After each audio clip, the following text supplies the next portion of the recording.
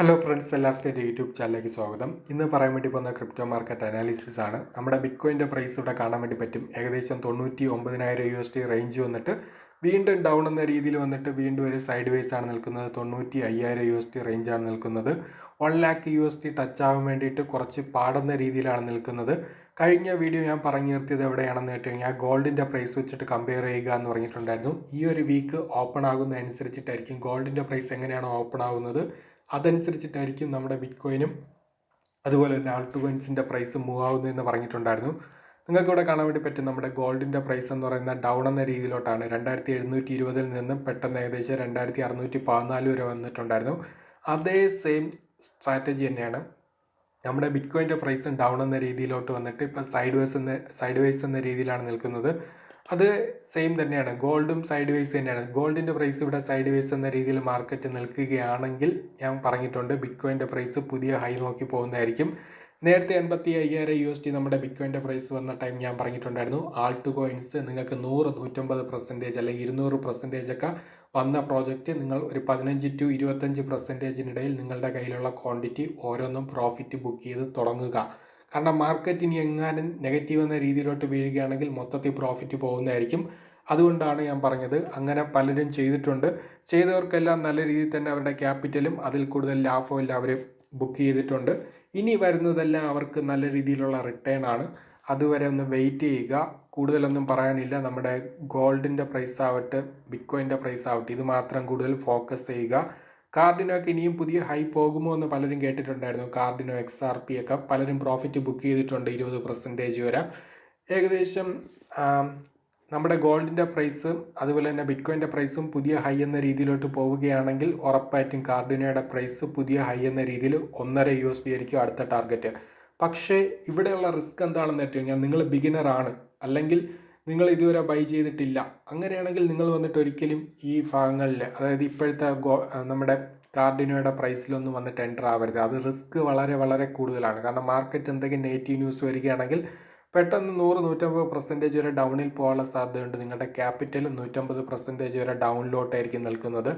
അതാണ് എപ്പോഴും ഞാൻ പറയുന്നത്, ബെസ്റ്റ് ബൈ പ്രൈസ് റേഞ്ച് എവിടെയാണോ അവിടെ വേണം കറക്റ്റായിട്ട് എൻ്റർ ആവാൻ വേണ്ടിയിട്ട്. അല്ലാതെ എൻ്റർ ആവുകയാണെങ്കിൽ ക്രിപ്റ്റോയിൽ നിങ്ങൾ കൂടുതൽ നഷ്ടം നേരിടേണ്ടതായിട്ട് വരും. ഇനി വെർജ് പുതിയ ഹൈ പോകുമെന്ന് വെച്ച് കഴിഞ്ഞാൽ വീണ്ടും ഹൈ എന്ന രീതിയിലോട്ട് പോകാം.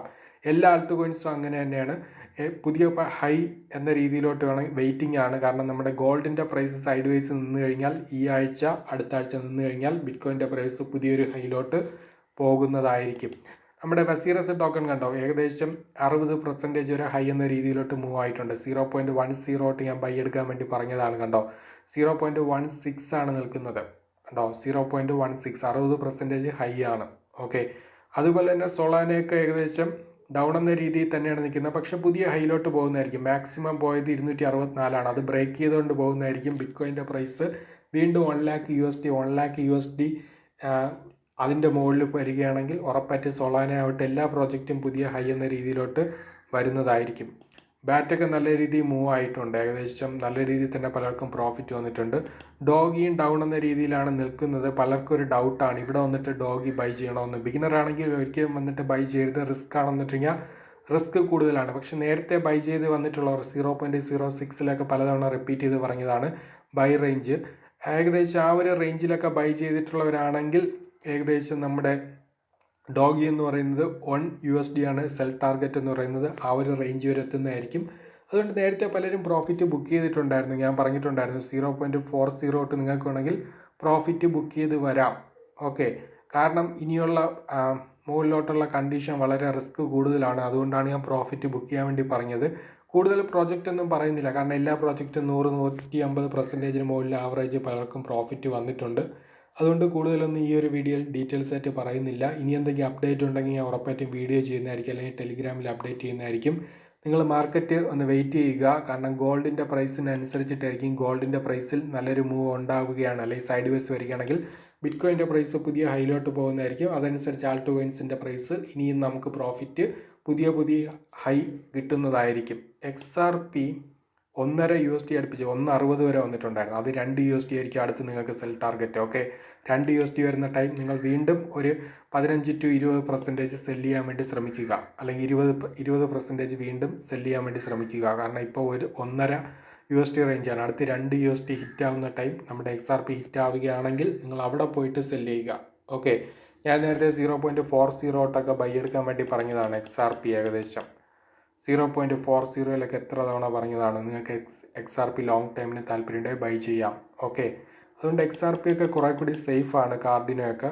അതുകൊണ്ട് വെയിറ്റ് ചെയ്യുക. അടുത്ത് നമ്മുടെ 2 USD ആണ് XRP എന്ന് പറയുന്നത്. അതുപോലെ തന്നെ പല പ്രോജക്റ്റിൻ്റെ സെൽ ടാർഗറ്റ് ഞാൻ പറയുന്നതായിരിക്കും. മാർക്കറ്റ് മൂവ് ആവുന്നതനുസരിച്ച് താല്പര്യമുള്ളവർക്ക് ഫോളോ ചെയ്യാവുന്നതാണ്.